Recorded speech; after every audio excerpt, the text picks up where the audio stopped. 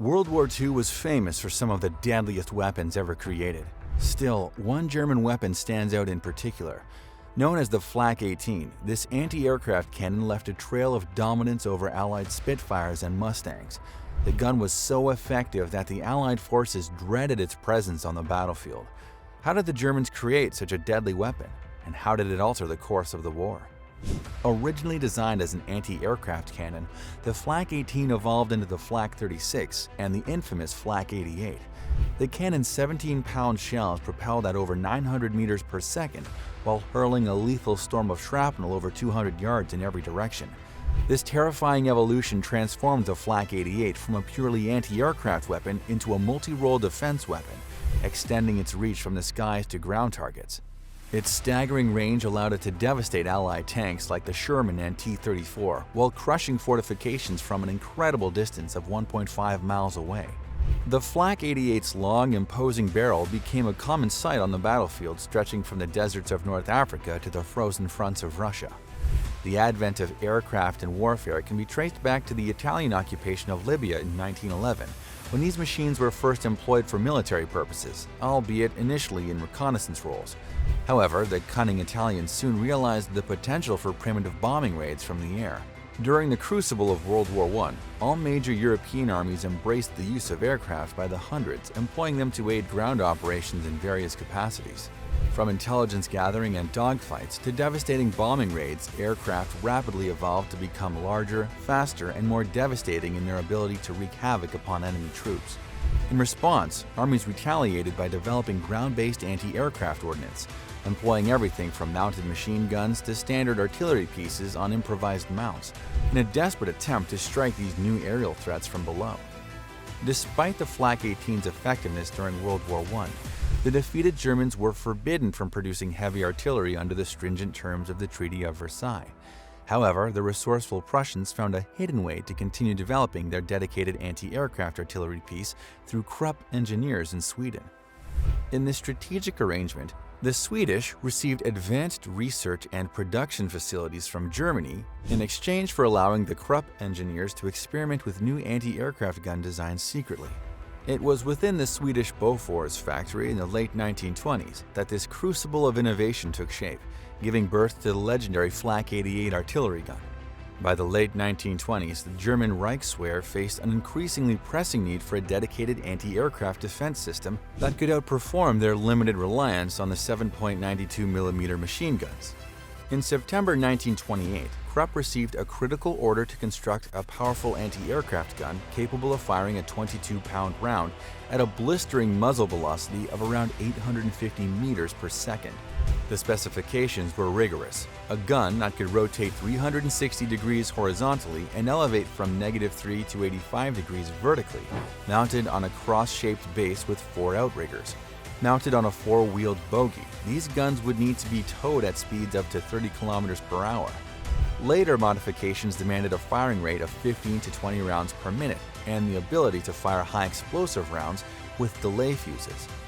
Initial discussions deemed the 75mm caliber insufficient, opting instead for a more potent 88mm caliber as the minimum required. However, allowances were made for an even larger caliber, provided the overall gun weight did not exceed 9 tons. When pulled by a half-truck or a larger vehicle, the towing trailer itself needed to reach speeds of 25 miles per hour. 1931. After returning to Germany, the engineers began working on the prototypes. Just 1 year later, in 1932, Krupp delivered several complete 88mm guns and trailers to the German army. Then, in 1933, when Adolf Hitler and the Nazi Party seized power, the fearsome 8.8cm Flak 18 roared into mass production. Continuous improvements followed, with updated versions designated the Flak 36 in 1936, Flak 37 in 1937, and finally the infamous Flak 88 in 1941.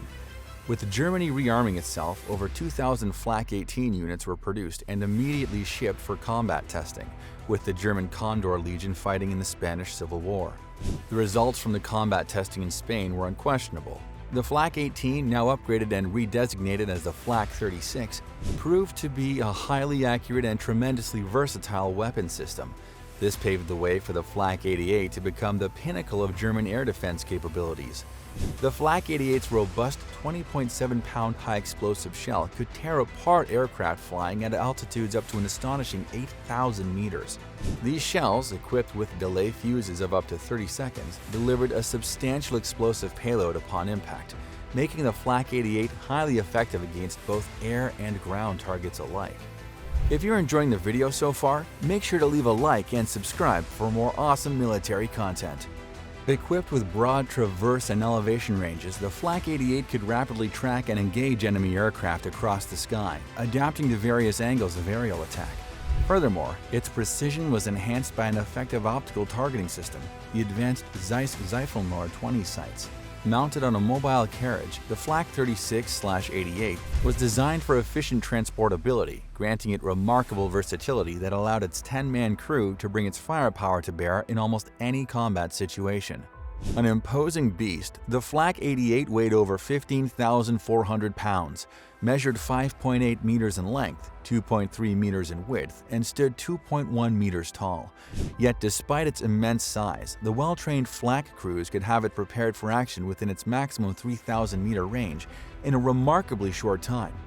Designed to enhance the German blitzkrieg doctrine of rapid offensive warfare, the Flak 88 could discharge a fearsome 15 to 20 pounds per minute for up to 40 minutes of sustained fire. This high rate of fire, combined with its unparalleled accuracy and range, rendered the Flak 88 one of the most effective and adaptable anti-aircraft weapons of World War II. In June 1941, during the Battle of Halfaya Pass on the Libyan-Egyptian border, just 13 Flak 88s from Rommel's 15th Panzer Division succeeded in destroying over 100 British Matilda tanks attacking his positions. This devastating display paved the way for the Flak 88 to be adapted into a dedicated anti-tank version. Rommel's innovative use of the anti-aircraft Flak 88 to neutralize heavily armored ground targets showcased its tremendous versatility across different combat roles. On the Eastern Front in Russia, German crews likewise employed the 88 with lethal effect against the formidable Soviet T-34 and KV tanks.